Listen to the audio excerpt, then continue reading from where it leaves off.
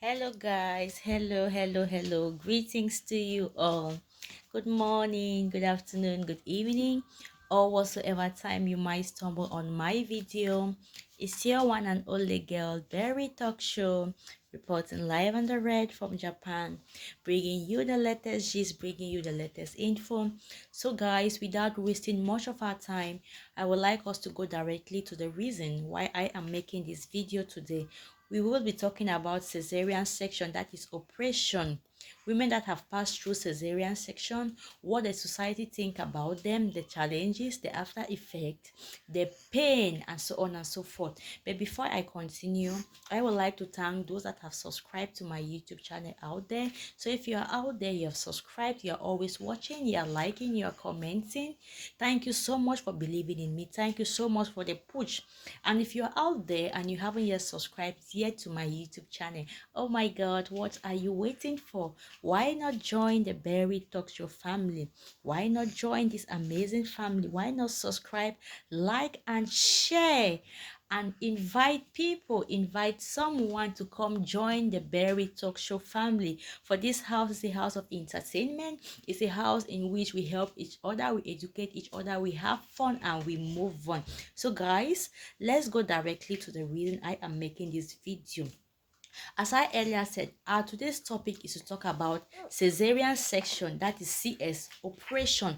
Women that have passed through CS, what the society think about them, how the society make them feel, the trauma, some of the challenges women go through after cesarean section, the pain, the finance involved, and the after effect. Some people have after effect after they have their baby or their babies through cesarean section.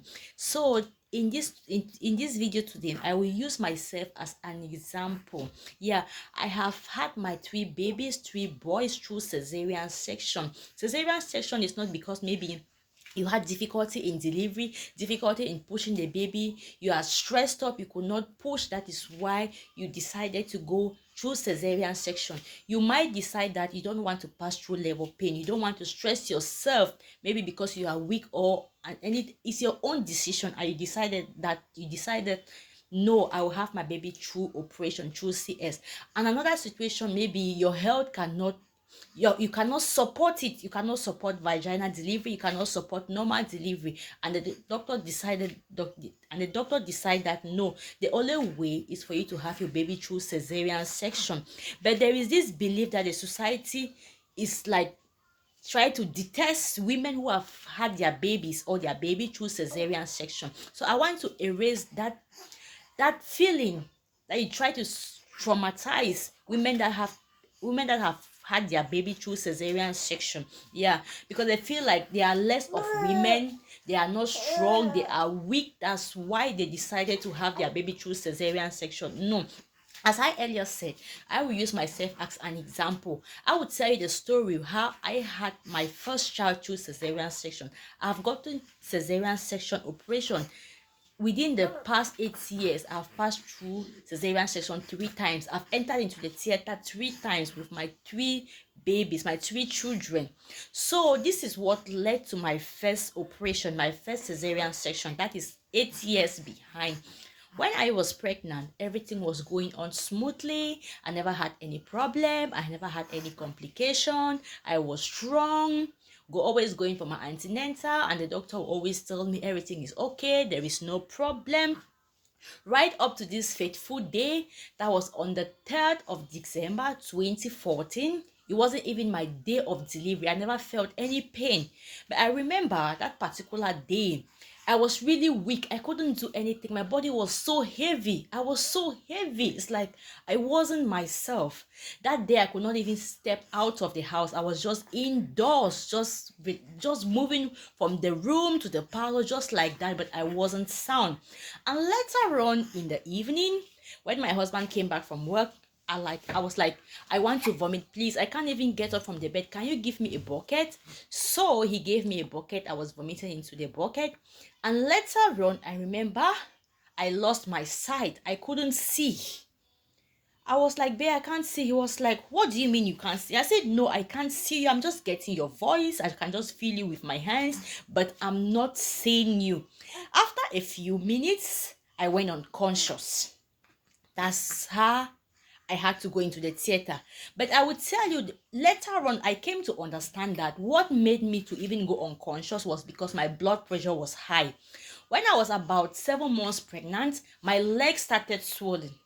And people around would tell me, you will have twin, you will have twin, that's why your legs are swollen. Whereas my blood pressure was increasing, my sugar level was increasing. I was always going to the hospital for checkup, but the doctors neglected me. There was no proper follow-up. So the blood pressure was so high to a level that my body could not carry it. That's what made me to lose my sight before going unconscious. And what attacked me that made me to go unconscious was preeclampsia. Preeclampsia is something that is, I don't know if it's I'm not a doctor, so I cannot really explain it in medical terms, but it always affects pregnant women. It can be during labor or after delivery, and it's very dangerous for a lot of women that eclampsia has struck them. Most of them always end up dying, and maybe with their children. So that's what struck me that evening. After I lost my sight, I had to go unconscious. My husband was confused. He never knew what to do. He started crying, calling the help of neighbors, and some of the neighbors came. They had to carry me to the hospital. We went to the first hospital from what they told me, because at this particular moment I never knew what was happening again. They took me to the first hospital. Immediately the doctors came and they told them they won't be able, the situation is really critical. They had to direct them to another hospital. They took me to the second hospital. The doctors tried. All they told my husband was, the situation in which your wife is a 50-50 situation, which means I can survive and I cannot survive. They tried their best there for a few hours, but nothing was changing. They told my husband, you have to take her to another hospital, a bigger hospital, that is Lekentini in Douala. My husband started crying.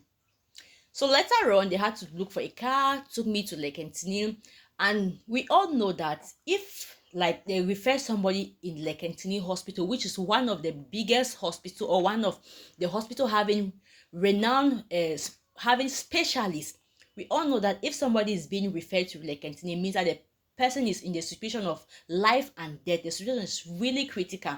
So when they told him to take me to Lekentini, if there will be a way out, he started crying. He called my parents, he called his family. We were so young, we never really knew what to do. He never knew what to do. It's like a situation that you are having your first child, the joy of having your first child, and such a thing befalls you. It's a situation that you cannot even wish for your enemy.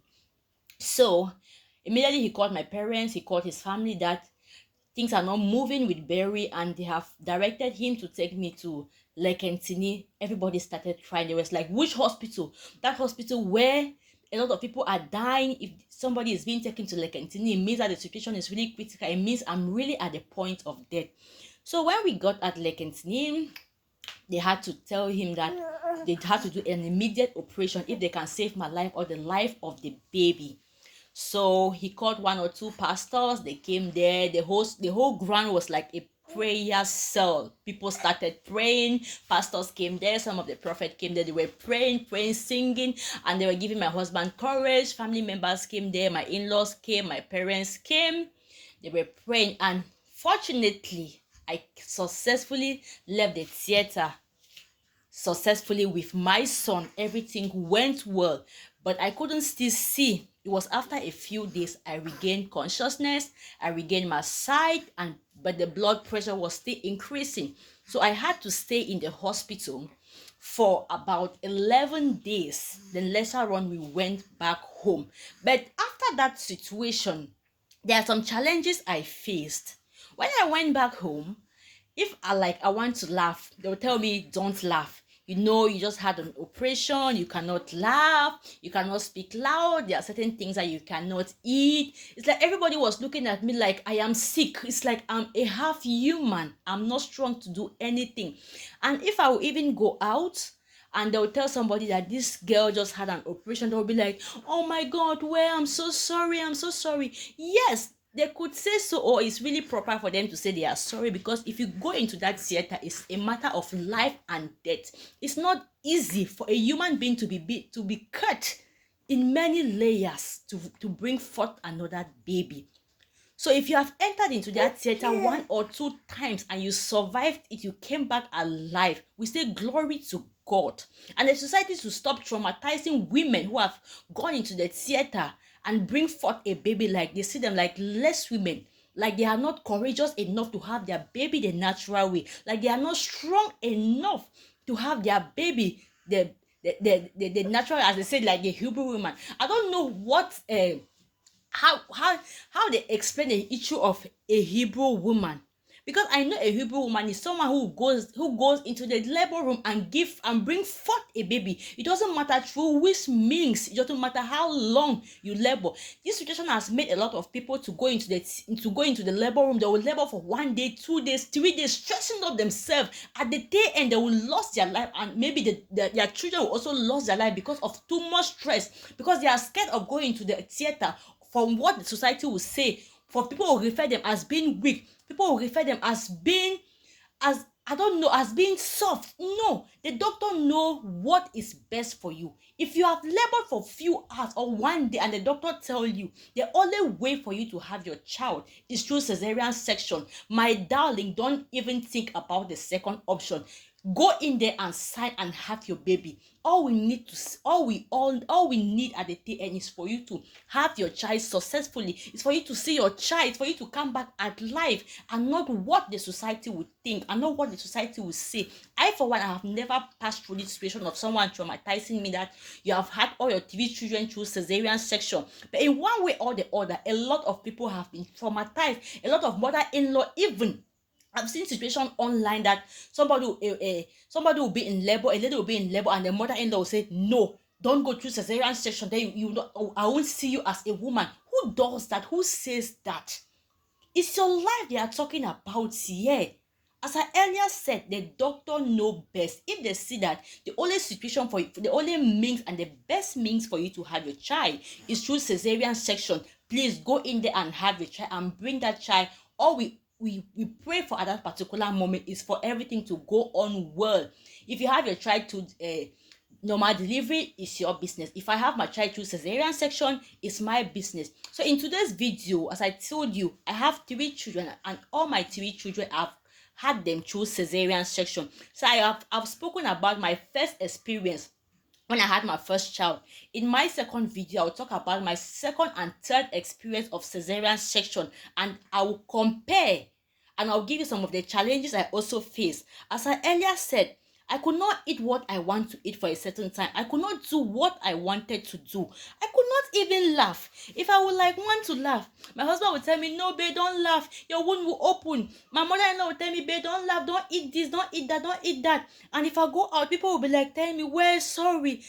I heard they don't operate you." It's like, no, we should please try and remove that. It's good for us to pity people who have passed through cesarean section, because it's not easy for your body to be cut to bring forth a baby or a human. But we should like try to limit it, that because they are weak or they are strong. I, for one, I never had any labor pain. I never experienced any labor pain. I was just being struck by eclampsia, and the only way that they could save me and save my child was through operation. And that's what led me to have my first child through operation. The time was, it wasn't even time for me to have my child. No. But since my blood pressure was increasing and the doctor neglected me, they never followed me up properly.